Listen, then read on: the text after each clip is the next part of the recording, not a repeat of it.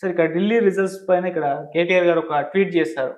అదేంటంటే బీజేపీ గెలుపుకు సహకరించిన రాహుల్ గాంధీ గారికి కంగ్రాచ్యులేషన్స్ అంటూ ట్వీట్ చేశారు. అంటే గతంలో ఆయన చేసిన వ్యాఖ్యలు కూడా వీడియో పెట్టారు. అంటే రాహుల్ గాంధీ ఉన్నంత కాలం వేరే చోట్ల వేరే పార్టీలు గెలవవు అన్నట్టు ఒక వీడియో చేశారు అంతకుముందు. దాన్ని ఇప్పుడు పెట్టేసి ఈ విధంగా కామెంట్ చేశారు. బీజేపీ గెలుపుకు సహకరించిన రాహుల్ గాంధీకి థాంక్ యూ అని. అది కంగ్రాచ్యులేషన్స్ అని. అది సర్కాస్టిక్ కామెంట్లే వీళ్ళకు. హ్మ్. వీళ్ళు ఆయనకు రీజనల్ పార్టీ తెలంగాణలోనే ఉంది, మరి ఎక్కడా లేదు. హ్మ్. నేషనల్ పార్టీ పెట్టాలని ఇతర రాష్ట్రాల్లో తిరిగినాడు, ప్రచారం చేసినాడు కొన్ని రోజులు. హ్మ్. అలానే అటకెక్కించినారు. ఓకే. అటకెక్కించినప్పుడు ఎక్కడో అది ఢిల్లీలో జరిగిన ఎలక్షన్లు. హ్మ్. దాని మీద ఈయన కామెంట్ చేయడం ఏంది? రాహుల్ గాంధీకి సంబంధం ఏముంది? సర్కాస్టిక్ కామెంట్ అంటారు. ఓకే. బీజేపీని విమర్శించలేరు, భయము. హ్మ్. ఎందుకంటే ఫోన్ ట్యాపింగ్ కేసులు ఇవన్నీ ఉన్నాయి కదా వీళ్ళంతా కూడా ఈ ఫార్ములాలేసు. ఓకే. కాబట్టి ఈడ కాంగ్రెస్ వ్యతిరేకము, కాంగ్రెస్ను విమర్శించాలా కాబట్టి వాళ్ళ నాయకుడిని విమర్శించినారు. అది ఓకే.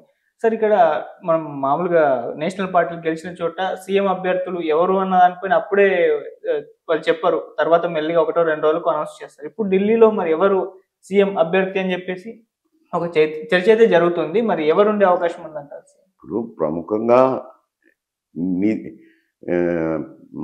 గత ముఖ్యమంత్రి నితీష్ మీద పోటీ, ఆవిడ మీద పోటీ చేశాడు కదా, అతీష్ మీద.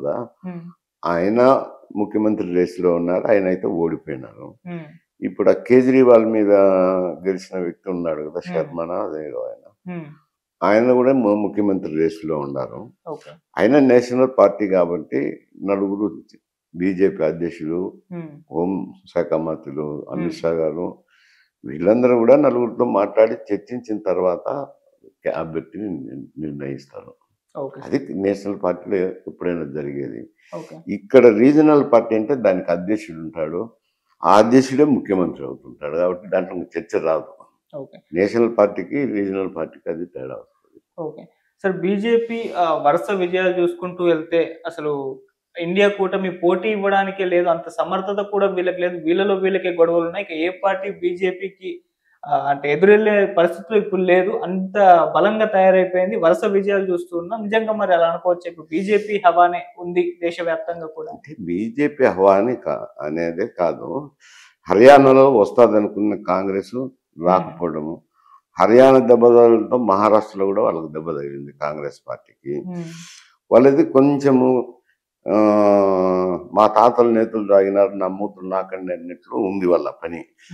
గతంలో దేశం అంతా ఏరినారు కదా, ఇప్పుడు కూడా ఈ రీజనల్ పార్టీస్ బలంగా ఉన్నాయి దేశం మొత్తం మీద. ప్రతి రాష్ట్రంలోనూ రీజనల్, అటు బెంగాల్లో తీసుకుంటే మమతా గారు బలంగానే ఉన్నారు. యూపీలో తీసుకుంటే అఖిలేష్ యాదవ్, తర్వాత అక్కడ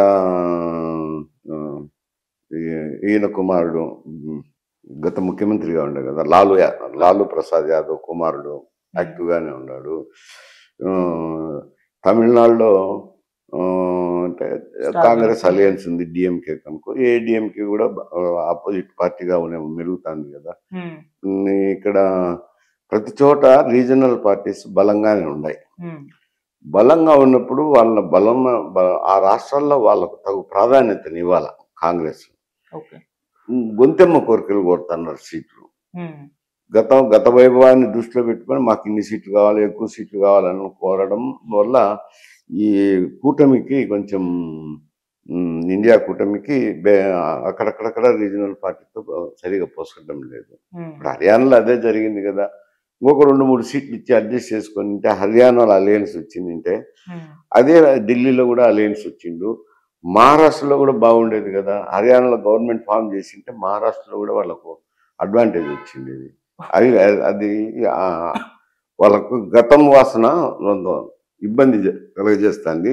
రియాలిటీకి రావాలి, బేస్కి రావాలి వాళ్ళు. ఓకే, రాకుండా ఇక కాంగ్రెస్ ని ఎలిమినేట్ చేసే అవకాశం ఏమన్నా ఉందంటారు? అంటే అటువంటి పరిస్థితులు కానీ వాళ్ళు ఆలోచించకుంటే ఇక కాంగ్రెస్ అనేది ఉండదు, ప్రాంతీయ పార్టీలు బీజేపీ ఉంటుంది అనుకోవచ్చు సార్.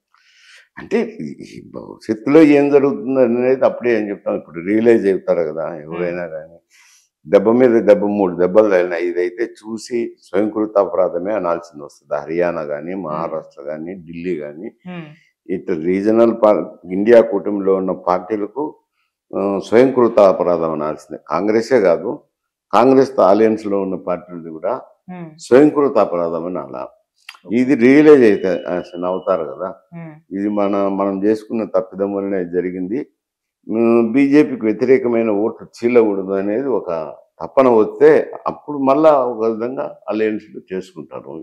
ఇప్పుడు ఈ గత అనుభవాలను దృష్టిలో పెట్టుకొని రేపు పొద్దున్న ఇచ్చిపుచ్చుకునే ధోరణిలో రీజనల్ పార్టీస్ ఉంటారు, కాంగ్రెస్ ఉంటుంది. ఓకే సార్, ఇక ఎన్నికల ఫలితాలు రాగానే ఎక్కడన్నా సార్ దేశంలో చూసుకుంటే సార్ ఓడిపోయిన ప్రతిపక్షం నుంచి ఒక కామెంట్ నేచురల్ గా వినిపిస్తూ వస్తుంది. అది ఈవీఎం ట్యాంపరింగ్ అని చెప్పేసి ఇక్కడ ఏపీలో జరిగింది, మహారాష్ట్రలో జరిగింది, హర్యానాలో కూడా అన్నారు. కాకపోతే ఢిల్లీలో కేజ్రీవాల్ గారు పదం ఎత్తలేదు, ఆయన ఓపెన్ గా చెప్పేశారు ప్రజల నిర్ణయాన్ని మేము గౌరవిస్తాం, బలమైన ప్రతిపక్షంగా ఉంటామని చెప్పేసి ఒక వీడియో అయితే రిలీజ్ చేశారు. కాకపోతే పోలింగ్ జరిగేటప్పుడు ట్విట్టర్ లో ఈవీఎం ట్యాంపరింగ్ అంటే ఒక ట్రెండింగ్ అయితే అయింది సార్ ఆ పదం. సో దీన్ని మీరు ఏ విధంగా చూస్తారు సార్? ఈవీఎంలు ట్యాంపర్ చేసేదానికి లేదులేండి.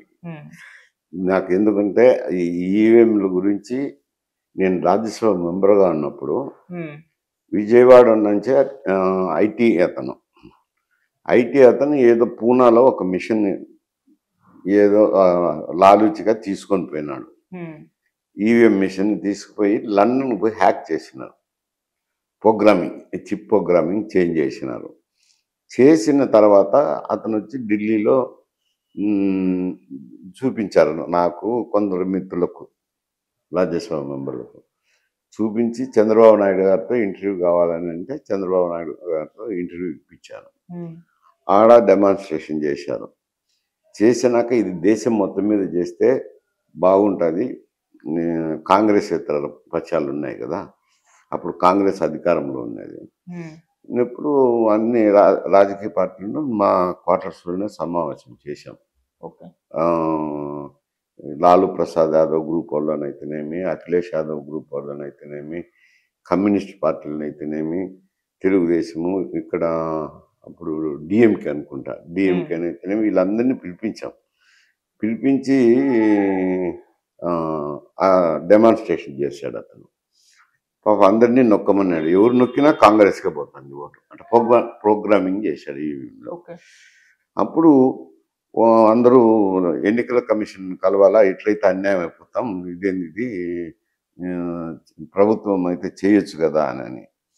సరే ఎలక్షన్ కమిషన్కి వెళ్ళిన తర్వాత ఎలక్షన్ కమిషన్ ఇట్లా జరిగేదానికి అవకాశం లేదు, ఏదో ఒకటో రెండో మిషన్లో వాళ్ళు ఏదో ప్రోగ్రామింగ్ చేసినారు, మా దగ్గర జరిగే అవకాశం లేదు అని చెప్పారు అని ఆయన ఎక్స్ప్లెయిన్ చేశాడు కూడా ప్రొసీజర్.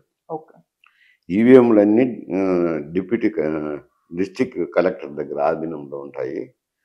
ఉన్నప్పుడు అవి ఎన్నికలు జరిగే సమయంలో నియోజకవర్గాలకు పంపించాలా అని అన్నప్పుడు అన్ని రాజకీయ పక్షాలను, ఆ రాష్ట్రాల్లో ఉన్న రాజకీయ పక్షాలను పిలిపిస్తాము. ఒక 10 మిషన్లను ఎంపిక చేసుకోమంటాము, మాక్ పోలింగ్ జరిపిస్తాం.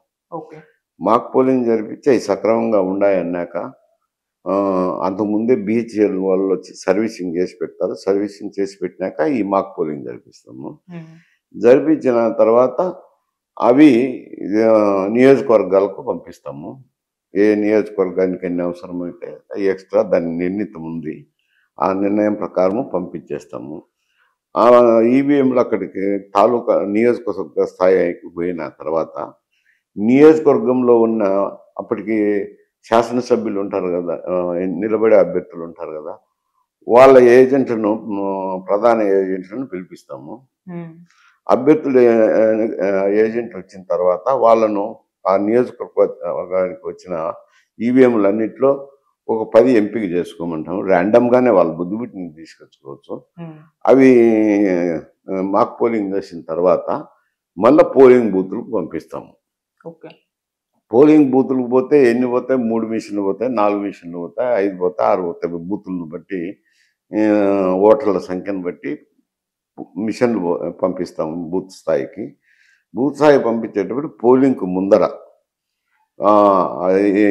గ్రామంలో బూత్ ఏజెంట్ ఉంటారు కదా, ఆ బూత్ ఏజెంట్లతో 2 మిషన్లు తీసుకోమని, వాళ్ళ బుద్ధి పుట్టిన మిషన్లే తీసుకోమని మాక్ పోలింగ్ చేయిస్తాము. చేసి సరిచూసుకున్నాక సీల్ చేసి అప్పుడు పోలింగ్ బూత్‌లో పెడతాము. 3 రకాల వడపోతలు పోసినప్పుడు ఎక్కడో ఒక చోట తేలుతది. ఓకే. తేలినప్పుడు ఇంక ఈ ట్యాంపర్ చేసేదానికి అవకాశం లేదు కదా! వాళ్ళే ఎంపిక చేసుకుంది 10 మిషన్లు. ఈ మాక్ పోలింగ్ చేసినాము. చేసిన తర్వాత చేసి వచ్చే అధికారమే లేదు కదా! అవకాశమే లేదు కదా! మళ్ళా ఆ తర్వాత దానికి తోడు ఇంగ ఫుల్ ప్రూఫ్‌గా ఉండాలని ఈవీప్యాట్లు పెట్టినారిప్పుడు. ఆడ ఏదైనా గానీ ఏ పార్టీకి ఎన్ని ఓట్లు పడినాయని ప్రింటింగ్ అవుతాయి కదా! ఒక్కొక్క ముద్దవుతాయి. అనుమానం ఉన్నప్పుడు అవి ఎంచుకోవచ్చు కదా! టాలీ చేసుకోవచ్చు కదా! అని చేసినారు. ఓకే. అది జరిగేదానికి అవకాశం లేదు. ఓడిన వాళ్ళు ఏదో ఒకటి చెప్తారు గానీ అంత సులభం కాదు. Okay sir.